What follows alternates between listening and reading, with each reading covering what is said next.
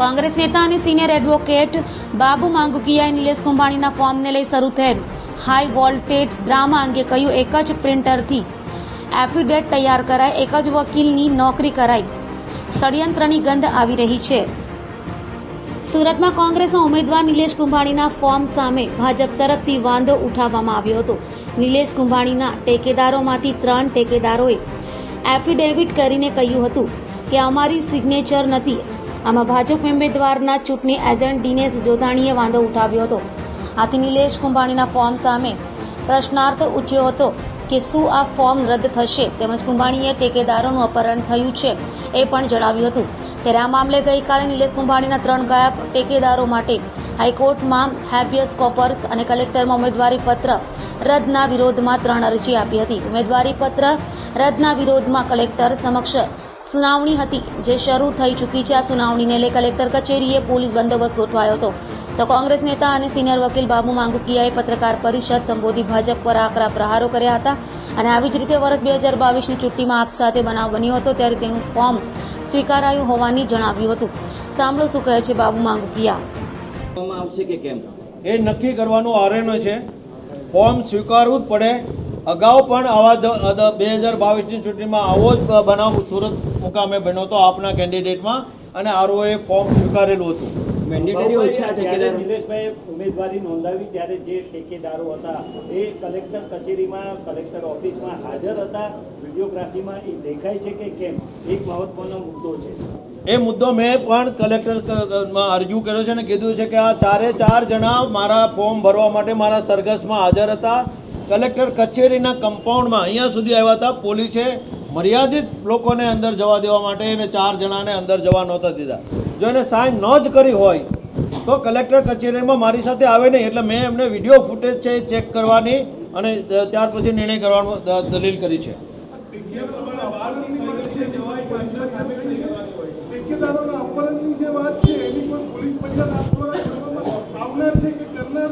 ગઈકાલે 2 ફરિયાદ થઈ છે. એક પોલીસ કમિશનર કચેરીમાં આપી છે, એક કલેક્ટરશ્રીમાં આપી છે, અને એના ઉપરથી હજી સુધી કોઈ નિર્ણય લીધો નથી, કોઈ ઇન્કવાયરી થઈ નથી એવું મારી જાણમાં છે.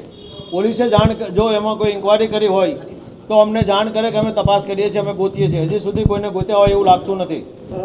એન્ડ પર પ્રોસિજર ટેકેદારોએ કલેક્ટરની હાજરીમાં સહી કરવાની હોય કે અગાઉથી સહી કરેલી હોય તો ચાલે? ના, નિયમ પ્રમાણે કલેક્ટરની હાજરીમાં ઠેકેદારે સહી કરવાની ના હોય. બાબુભાઈ, ફોર્મ રદ થયું કે માન્ય રહેશે એ હવે ક્યારે ખબર પડશે? 11 વાગ્યાનો ટાઈમ આપ્યો છે, પણ હું નથી માનતો 11 વાગ્યા સુધીમાં આવે. 11, સાડા 11 સુધીમાં એમનું જજમેન્ટ આવશે. નિલેશભાઈ પાછલા દરવાજે જવાનું કારણ શું છે? નિલેશભાઈ પાછલા દરવાજે જવાના થયા. નિલેશભાઈ, તમે એટલા ધક્કામુક્કી કરો તો શું કરે? 3 જણાની તો ઘડિયાળ મારે સામે તૂટીને પડી છે. તમે ડિસિપ્લિન જો મીડિયાની મેન્ટેન કરે તો ક્યાંથી એક્સેપ્ટ કરશો તમે?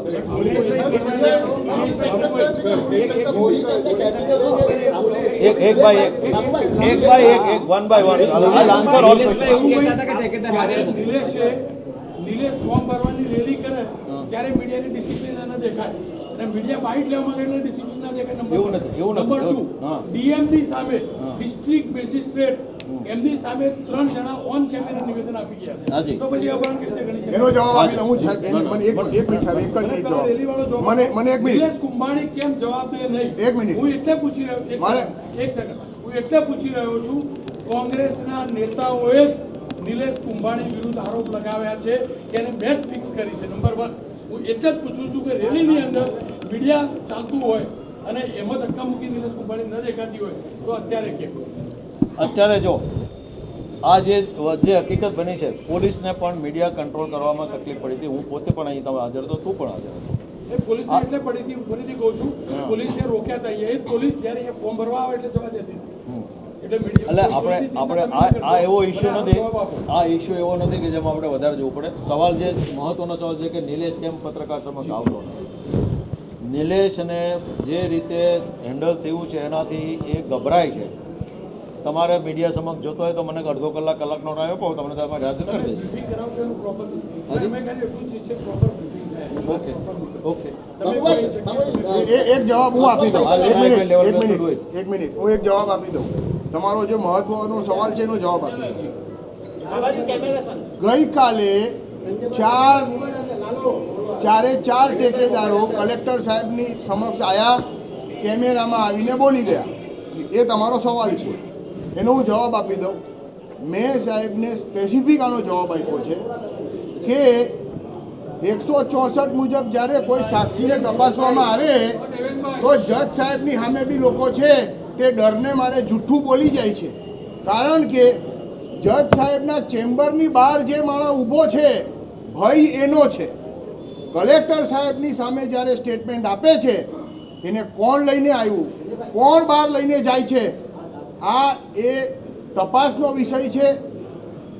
અને બીજું કે એમની રજૂઆત એવી હતી બીજેપી તરફથી કે સિગ્નેચર જે છે તે એની નથી એવું પોતે જાતે કહી ગયા. એનો જવાબ મારો એવો છે કે ઘણીવાર છે ને માણસ બોલીને ફરી જાય છે, એને કાયદાની ભાષામાં ચીટિંગ કહેવાય. બાબુભાઈ અસલમ સાહેબ